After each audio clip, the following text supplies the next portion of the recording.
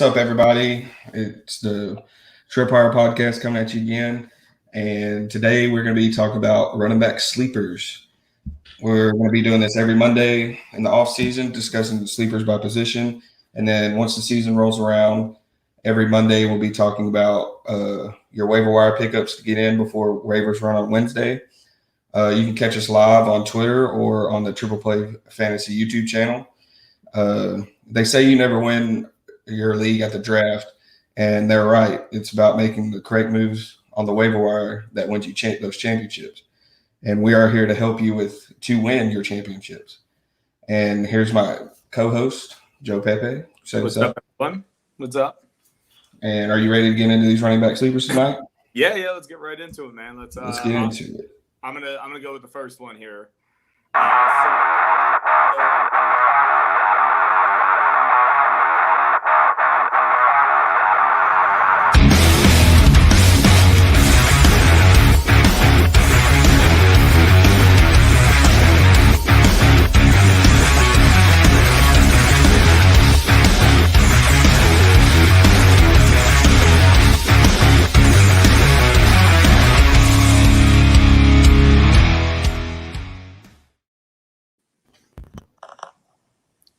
All right, guys, run back sleepers. These are guys, according to Fantasy Pros ADP, that are being drafted in the 10th round or later. So, Joe, you want to get into your first guy? Yeah. So I want to get into the first guy. He's 122 ADP-wise. And with the Carson Wentz news, I feel like we have to talk about him. So I feel like Nyheim Hines is somebody that he should be on your teams anyway, but you have to keep an eye on him even more now. Without Carson Wentz, that passing game is gone in my eyes. So far, I don't think there's going to be that deep down pass. Now, I know that Eason has an arm, and I can't wait to see all those comments.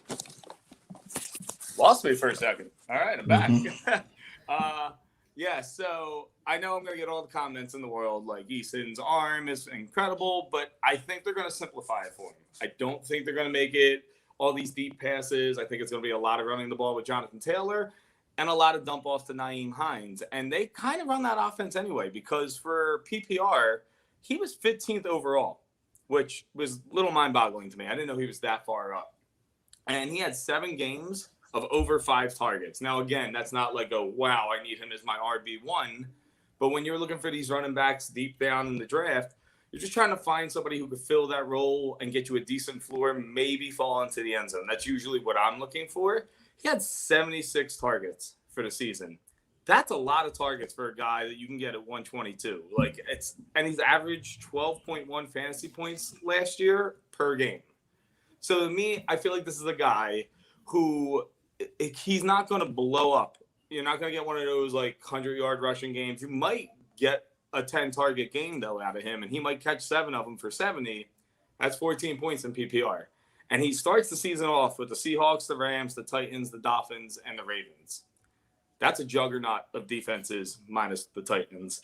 But the Seahawks actually gave up 92 receptions to running backs last year. That was the 6th worst in the NFL.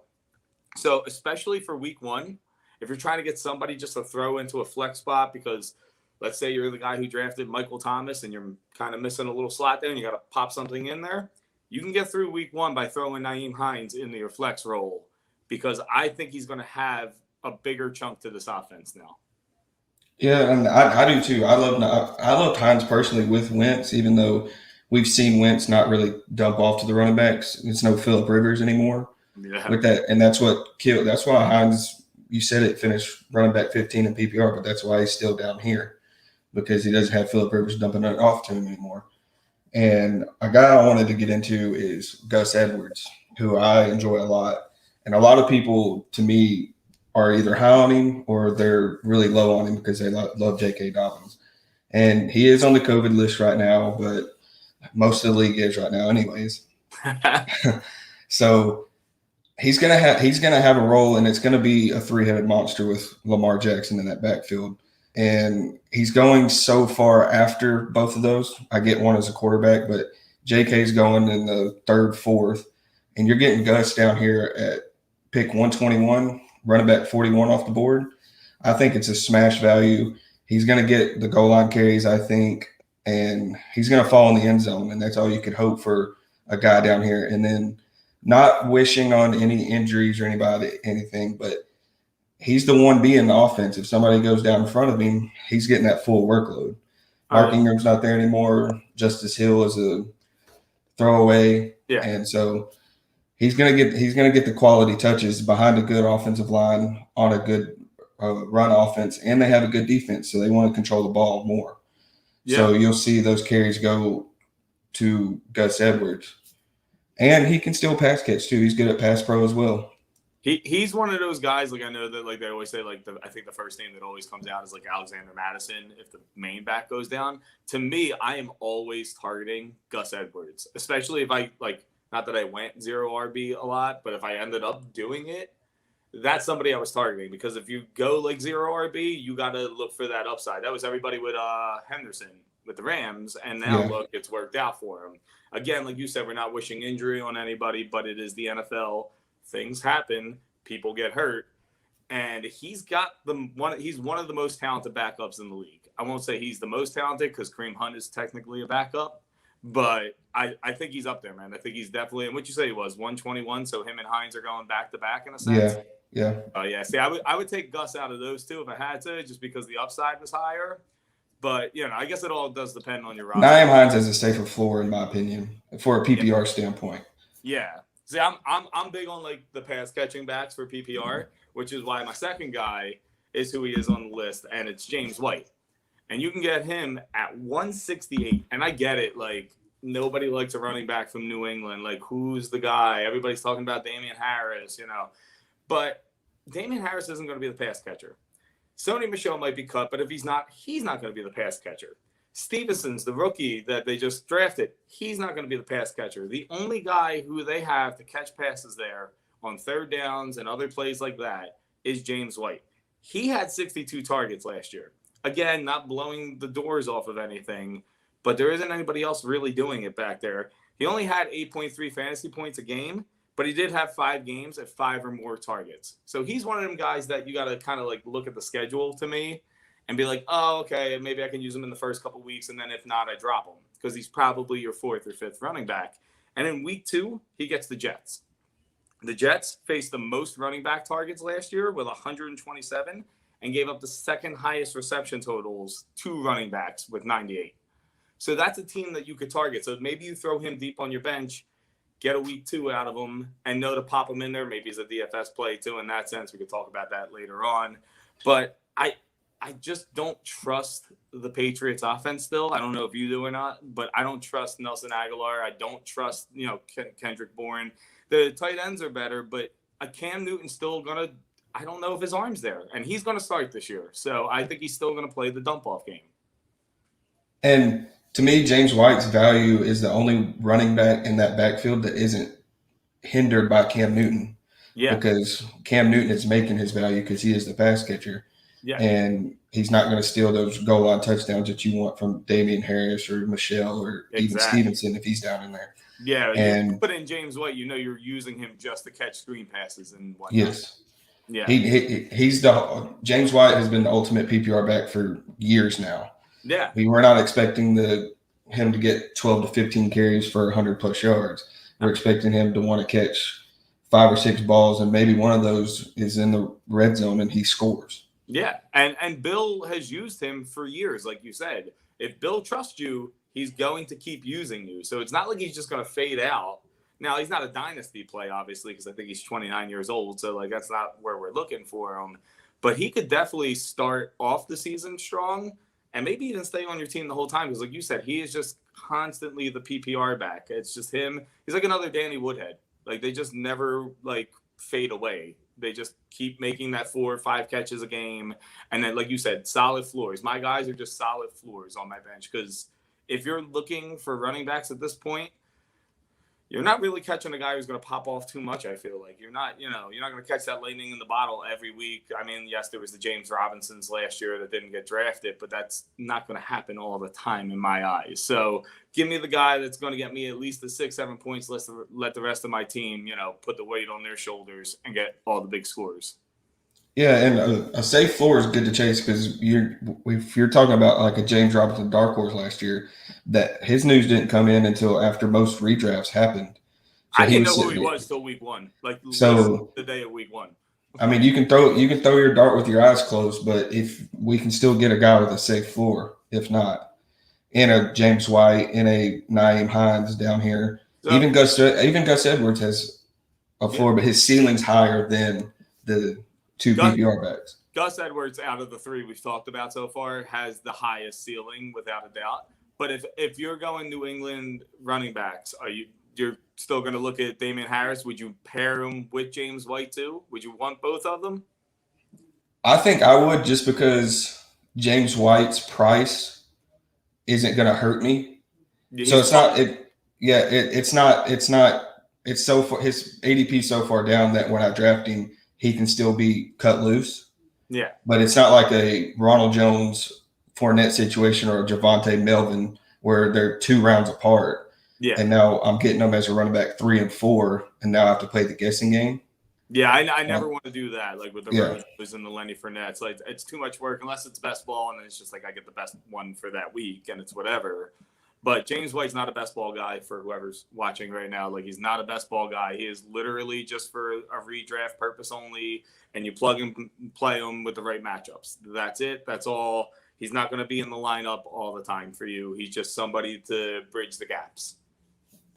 And segueing into the next guy, to me, this next guy is the handcuff to own everywhere with how well this offense looks and how good this offense is going to be. And there's already reports coming out that he is going to have a role in this offense. And it's Tony Pollard. His ADPs right now is 117 or 127, and his running back 42 off the board. So both my guys are right back to back to each other. Yeah. And so you're going back to back with him. I know. Yeah, I'm just going back to back. You know what you're doing. Let's go. And I wanted him. If I'm drafting Zeke, I'm getting Pollard.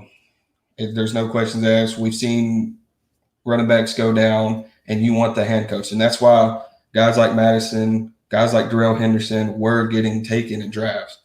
We didn't know what their role was going to be, but there's always that possibility. There's always the unknown from the game of football. So with Pollard, and now that reports are coming out that even with Zeke there and healthy, Pollard's still going to have a role because he's shown that he is a good NFL running back. And then there's always that slight chance where Pollard's the guy there, and he's getting those 15 to 20 touches a game, and we've seen what he can do with less than that. We've seen him be explosive. He can make guys miss, and it's just another weapon for that offense to utilize. Well, that's my thing was that like last year, out of the 2 of them, him and Zeke, he was the explosive one. Zeke kind of looked like he was just kind of running in mud. Now I know like we've all seen the photo of him leaned out, whatever. But like just to bring up a point that you were saying with the you want the handcuffs. I want the handcuffs in the correct situations, and like I want a piece of that offense. So if I get Zeke, I want the other piece to that like running back room, because if it's not Zeke and it ends up being Tony Pollard, then I have it. And if Zeke goes down, then I have it. But there's certain offenses where I don't want to play that game. You know, like I like the Eagles, I like Miles Sanders, but I'm not going to go handcuff him with Gainwell in any sense. Or I guess you can go with Boston Scott. Yeah, Boston Scott or Kerryon Johnson. Like I'm not really looking to do it with that. I need the right offense that I think is going to throw up points, put up yards, and to be honest, I mean, yes, they've worked on the defense, but that defense still isn't great. So they're going to have to keep putting those points up. So like you said, you want the handcuff in certain situations, and that's definitely one of them. I hate that we have to like talk good about a Cowboys guy. Like I really do. I really do, man. Like as an Eagles fan, I hate it. But he won me a championship last year, so like I got like a little special place for him in my heart. But I just real small place. Real small, man. Real small. Right next to Santa. Just we don't just right next to Santa. But yeah, I do think Zeke's going to come in. I do think it's going to be what it was. What was that? The first 4 or 5 games with Dak, where he had like 20, 17, 20, 20 again. Yeah. I think he's going to do that. But this new news that like you heard it, I haven't heard it yet. Yeah. So that's big. If they're saying they're going to use him and they start like throwing him around a little bit and taking Zeke out here and there, you can maybe have like a Kamara Ingram type situation and they could both be useful just depending on where you get them. And like you said, what was his ADP again? 127. Yeah, 127. So you're throwing a dart at that Yeah. point.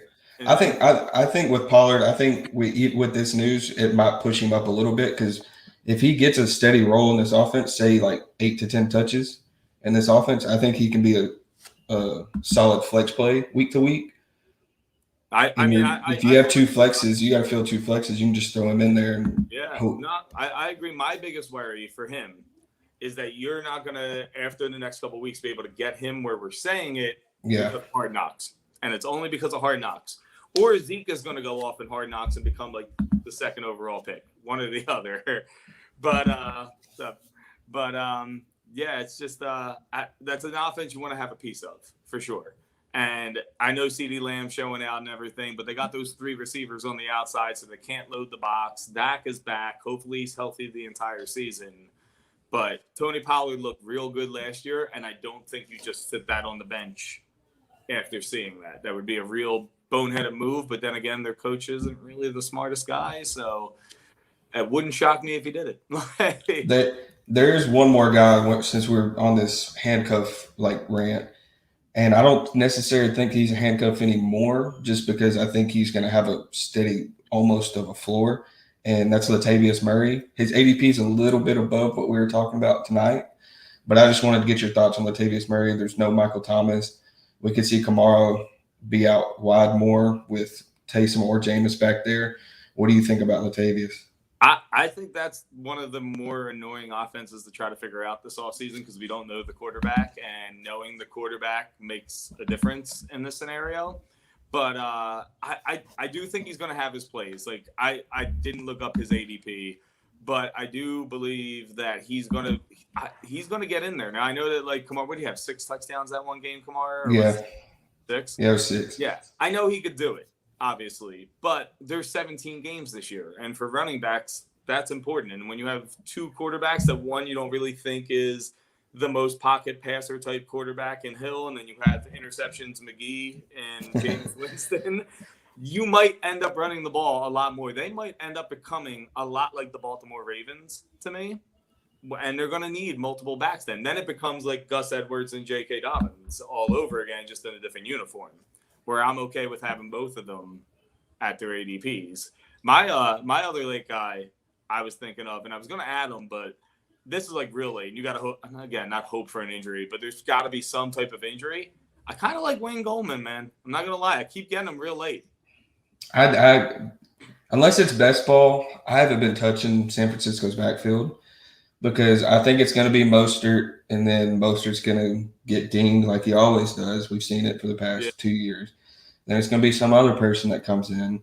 I was high on Jeff Wilson Jr. before he got hurt. Yeah, when he got injured, it changed everything. And then everyone jumped on Trey Sermon like no other. And then they have that other rookie in there, Elijah Mitchell? I always get his first name wrong. But they want to fade. Somebody wants to fade all the Saints, even Kamara. Yeah. I don't fade Kamara, man. I just can't fade Kamara at all. I'm on Traquan Smith as well. Yeah, get him real late. I mean, he's probably going to show up next week in the show. We'll be talking about receivers. I mean, he's going to push up a little bit because everybody's going to see Michael Thomas going so far down. But I'm not off. The only people, and I know you love Taysom, and I know you love the Saints quarterback room, but those are the only 2 people I'm off right now. Yeah. And that sounds weird saying, because I say I'm not off Traquan Smith, Kamara, Latavius, but to me, it's going to be a quarterback carousel, because I think that's what keep changing and changing. That's what Sean Payton's going to see, that he needs to make a change. He'll make it, and then it might work for a little bit, and then he'll make another change. I just don't ever just feel like it's just going to flow for a fantasy purpose. Yeah, I just, for me, where Kamara, I couldn't fade Kamara regardless of who's in there. Just the 81 targets, just what do you have, that 3 years in a row, and then I just can't. Taysom Hill, I know in those few games they didn't really click fantasy wise, but Sean Payton's coach, and he's not going to be dumb about it. He's going to tell Taysom, you see that guy over there? just throw it to him right there, 4 yards away, screen pass, give it to him every day because we don't have anybody else. When you are losing all the talent that they're losing right now, you're going to have to rely on these backs. And I think that's what they're getting ready to do, the Saints. Like, they're going to play some tough defense, and they're going to run the clock. They're going to run the ball. They're going to try to either limit the mistakes of Winston or play that Lamar Jackson Ravens with Taysom Hill, depending on who they go with. But either way, both of those say we have to run the ball a lot. So Latavius Murray is definitely an option that could do something. My thing with Hill is last season when he got put in, he's had a whole offseason to work with this offense. Now, I get he was with the team before, but when you're a different he's a completely different quarterback than Drew Brees. Yeah. He's not Drew Brees. And we get that. We saw him and Kamara didn't really click as much as they did with Brees. But when you have a whole offseason to work with these guys, now it's going to look better because you're going to get more design plays for the both of them. Yes. And yes, Taysom did take off and run a lot more, but he was also playing a Drew Brees style offense when he probably had a couple packages in there just in case he had to come in. But the whole offense wasn't centered around him. And if he gets his starting job, he's going to have the offense to himself. Well, that's why like this whole like controversy at quarterback is intriguing to me, because Sean Payton is in my head thinking the same way you are. And it's like, okay, I have this whole offseason to plan this, playbook out. He's had to do – it's not like he sat back and he's like, oh, I'll figure out my playbook in August. He's been doing work on it. You do it for a specific person when you do it usually, and they are two different quarterbacks. So he's got to be leaning one way or another. And I know that, like, we're all enjoying all the different videos and Winston's goofy workouts that I still don't understand some of those things. But, I think Kamara is a guy that, like, I'm always okay with. Like, Troutman, if you can get him late, we'll get him to tight ends in a couple weeks. I do like Smith. If you're going real, real late, you can go Callaway. But otherwise, I think I'm going Kamara and I'm going Taysom because I'm just banking on the fact that it's not Winston. So I'm going to be eating crow very soon if it is. Yes. And with that, do you have any closing thoughts? Running backs? How do you feel? Well, I mean, let me ask you as the Eagles fan. Sanders goes down this year. Let's say he gets injured again. Like, he got injured a couple times last year. He gets injured. Kerryon Johnson or Gainwell? Who are you picking up? None of them.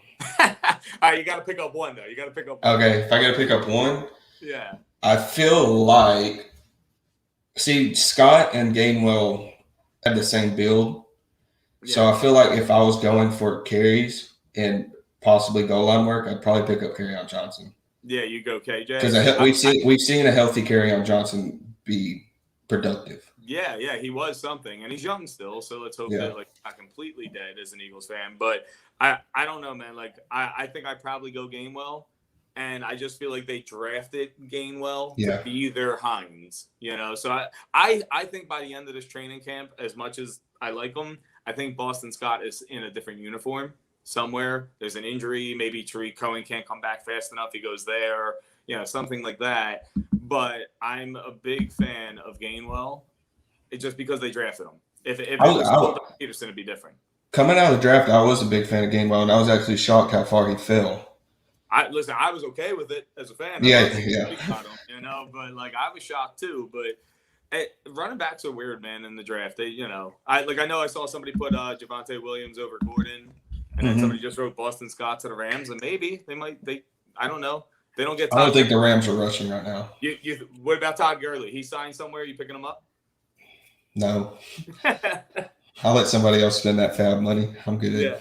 Yeah. Todd Gurley, Le'Veon Bell. I wouldn't suggest picking them up. I don't care where they land. It doesn't really matter to me, unless Henderson goes down himself, and then Bell goes there by himself.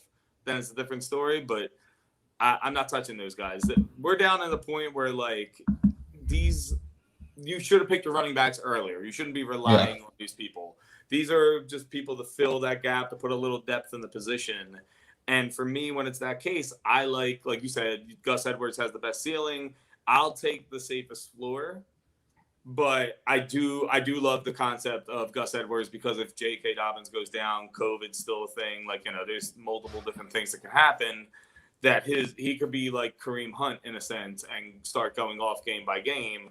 But if I'm starting the season with these guys, I'm like, oh, I got to plug in somebody.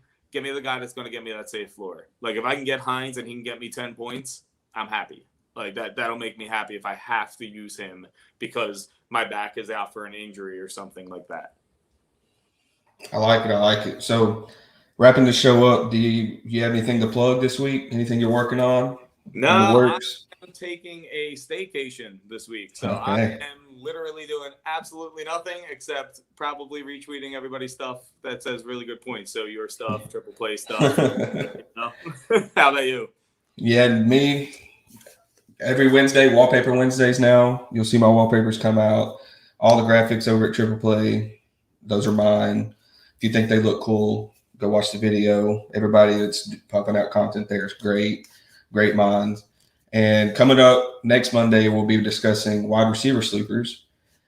So get ready for that. And then this week on Triple Play Fantasy, be on the lookout for the following shows. For football, we have QB rankings debates with Rum Boys Robbie. And for basketball, we have NBA free agency discussion.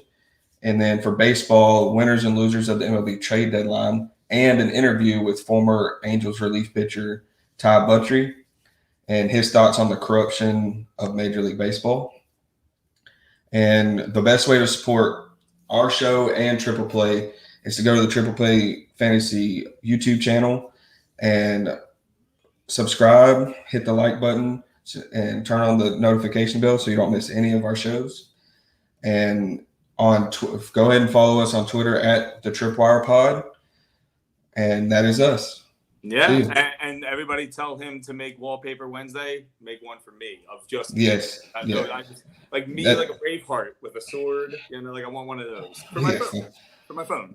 That y'all be on the lookout for that one.